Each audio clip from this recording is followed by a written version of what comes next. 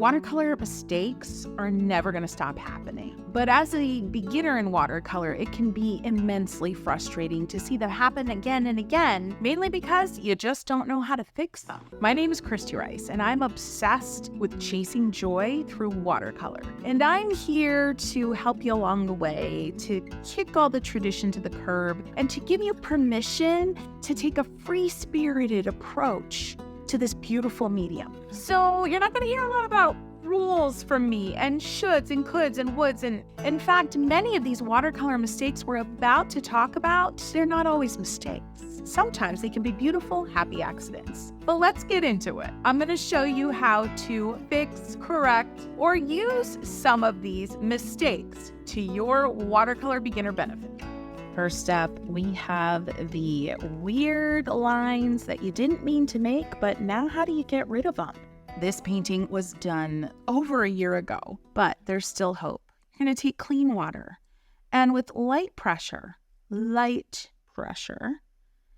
going to add that water. Now, the effectiveness of this lifting technique, which is what we call it, is going to depend on the exact color, the brand of paint. If it's a high staining color, which means it kind of just soaks right into the paper right away, I'm lifting this away, then you may not be able to do this as easily. So just keep that in mind. Or you may have to do a couple passes. But there they went. There they're gone. Now let's try it on another area. Again, clean-ish water. There's a really bright area, likely a more staining color. And I'm barely touching the paper, but I'm making, it's a significant puddle at this point, okay? And I'm stroking back and forth, and I can see that the color is starting to move. So I'm going to clean off my brush, not rinse it, just clean and swipe until that brush is full of moisture again.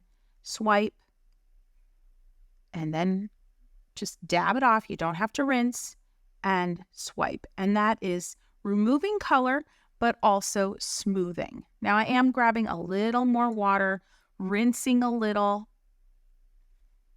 and then just working it.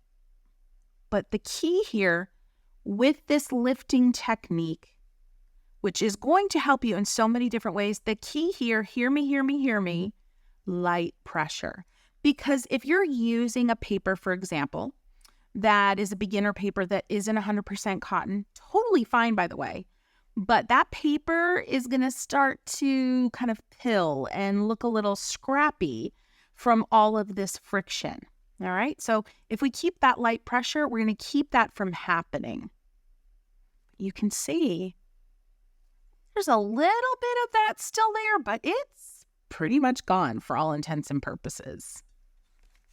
Next up, we have the weird leaf, petal, whatever it may be.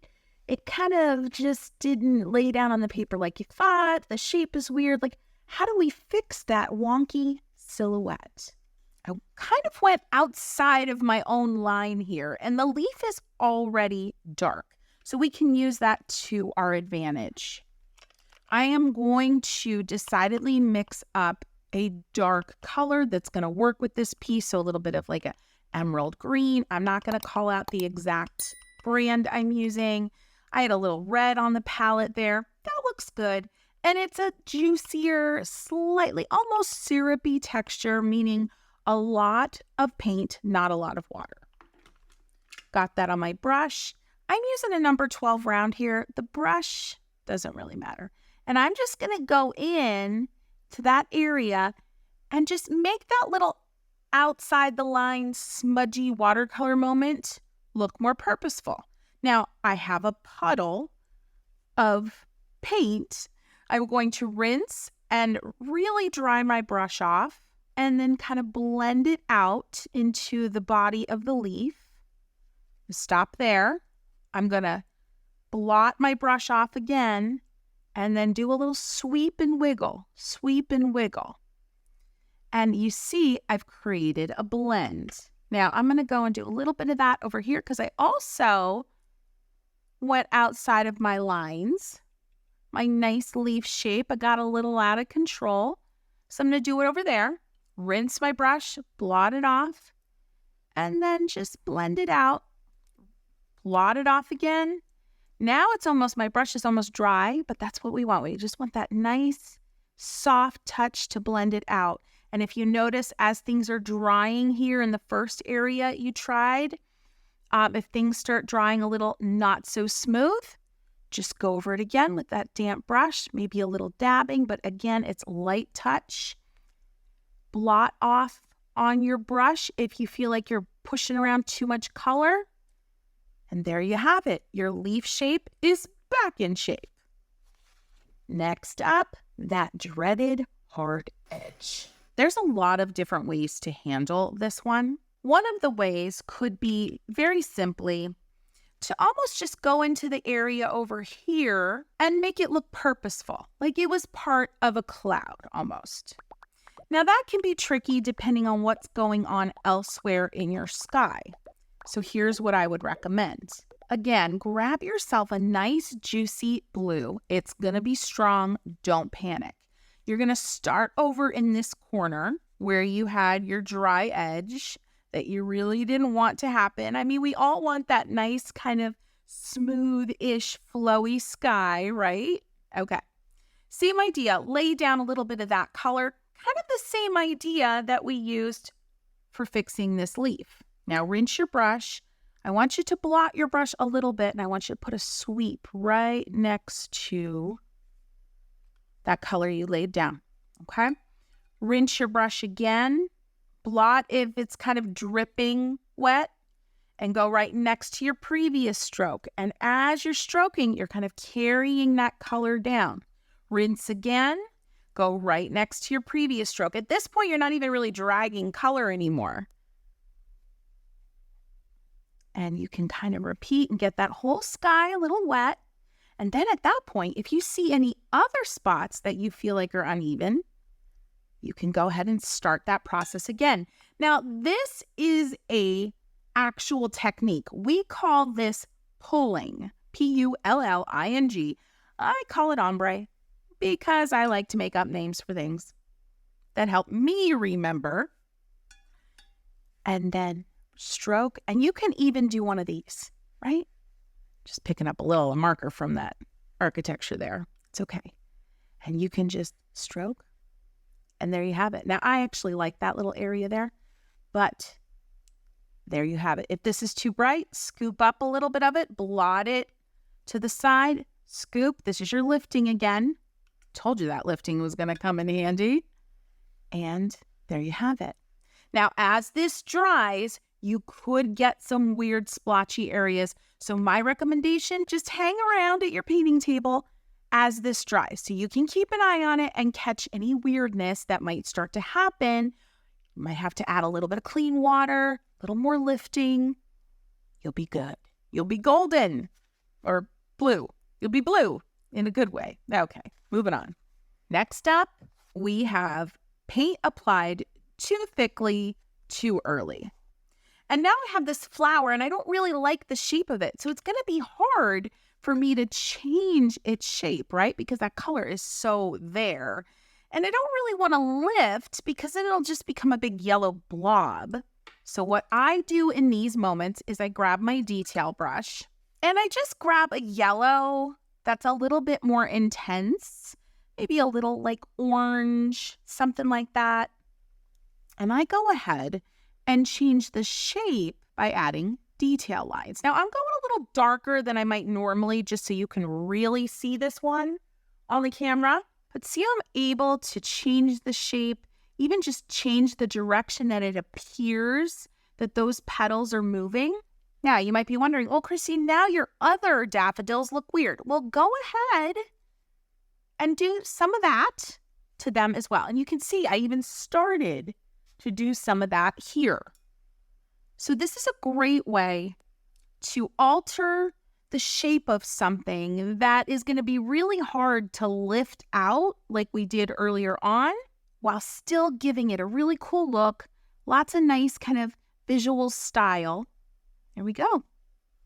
I was mostly bothered by those 3 petals. And that's the thing, you don't have to apply that kind of detail all over the area that's bothering you. You just have to do it in places. Next up, we've got classic cauliflowering? This is the question I get asked the most, 100% hands down. Now, I painted this almost exactly a year ago. It was Labor Day last year, and we just celebrated Labor Day at the time of recording this, okay? The reason I'm telling you that is because this paint's been drying and curing and getting good and soaked into this paper for a year. And you're probably thinking, there's no way out of this. First thing you can try, clean water, and just kind of lightly rub it along and see what happens. See if you're going to get any smoothing. And the reason I'm kind of lightly rubbing over almost the entire surface of the leaf, and I'm definitely picking up color, you can see that right there, is because the point is to smooth, right? And so if I'm going to smooth, I definitely can't just smooth in one area, or I can make more streaks or more cauliflowers. And you might be wondering, what in the heck actually causes a cauliflower? And really, the cauliflower happens when two areas of a painting that have very different levels of water on the surface of the paper meet and then dry. And it creates this like collision effect. Now, as you can see, that smoothed things out pretty nicely. Now, what if you like the cauliflower? I honestly love cauliflowering. I do. So you might want to make it happen.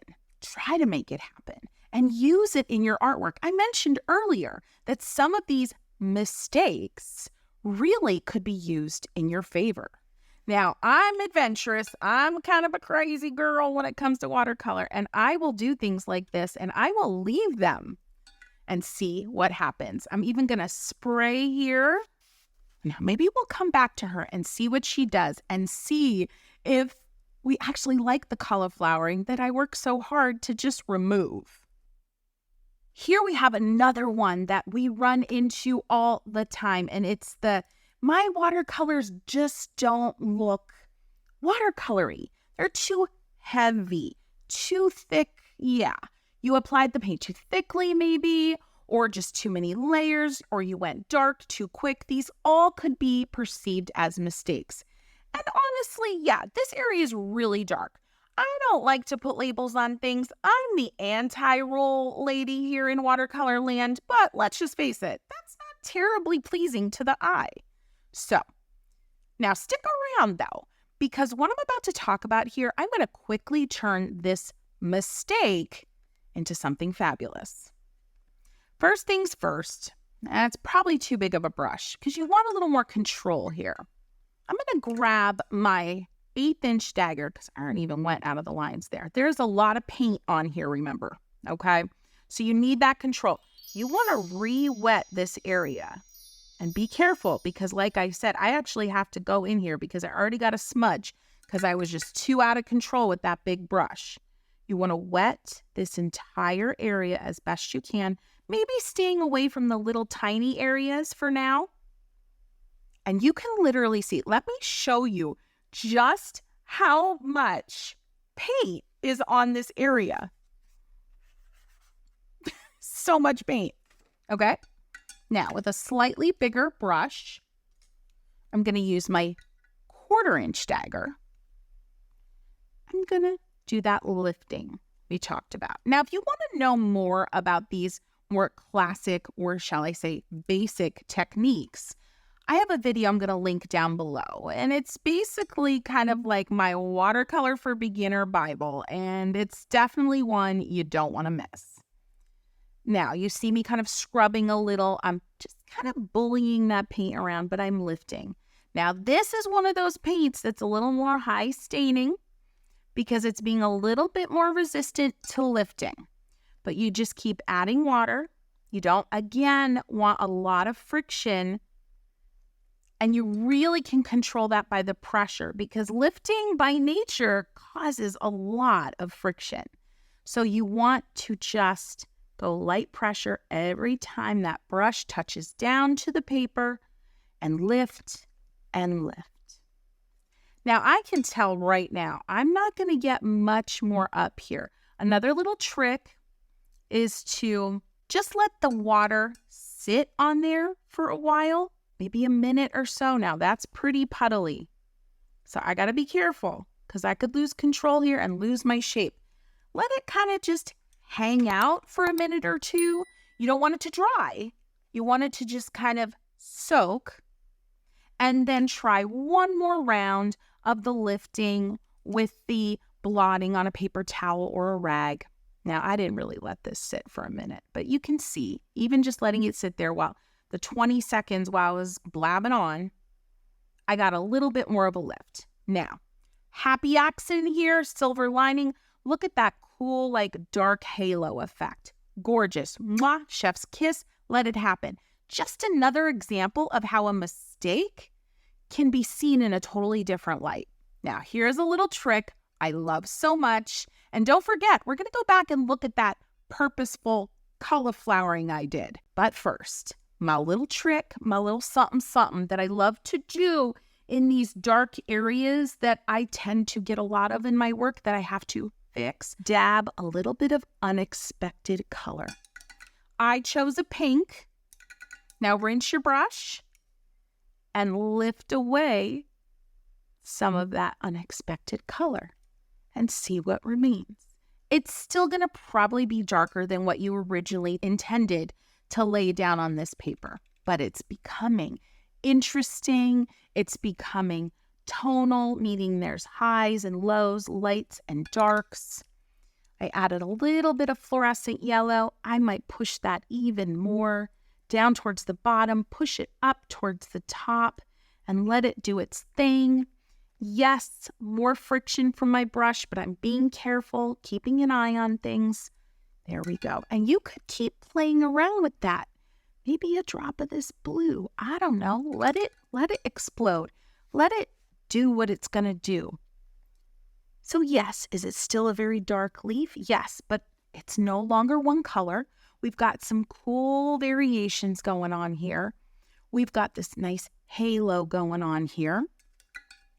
And just like the detailing that I had to add in other places in this painting, you're probably going to want to use this approach in other places in this painting so it doesn't stick out like a sore thumb, like my dad would say. It's really fun.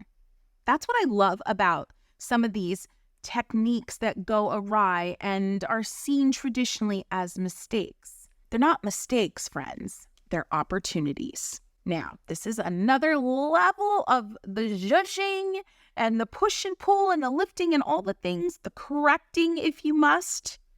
I will sometimes grab a little bit of acrylic if a leaf or an area has really gotten out of control with me. The lifting's not quite enough. Adding the extra color's not quite enough. I would go in with a little dab will do ya, maybe a few dabs will do ya, of acrylic, even up here in the dark areas. Now step away. Rinse your brush thoroughly and do not get your brush back in your watercolor palette with acrylic because you will ruin things. And any good synthetic watercolor brush worth its salt is going to stand up beautifully to being used with acrylic as well. Now, you could go in and zhuzh. I don't think I'm going to zhuzh down here, but you could go zhuzh with a damp brush, push that around, and get back some of those highlights. And yes, that makes this a mixed media moment, but it sure is a good one. All right, friends, moment of truth here. It's not even completely dry. Absolutely got cauliflowering. Down here, you can see big evidence of cauliflowering. Weird hard edge here could be described as cauliflowering. But you know what? Let me show you, just for funsies, how I would actually use this to my benefit. Because I really think it's important for me to kind of flip the switch in your brain when it comes to some of these watercolor mistakes. Now, I'm going to double load a green and a fun pink on my 3/4 inch dagger. And I'm going to come in here right next door, leave some of that hard edge. I'm going to come down here. Things are still damp, remember. I'm going to add just some fun lines, maybe a hint, a more stronger hint at the vein of this big leaf.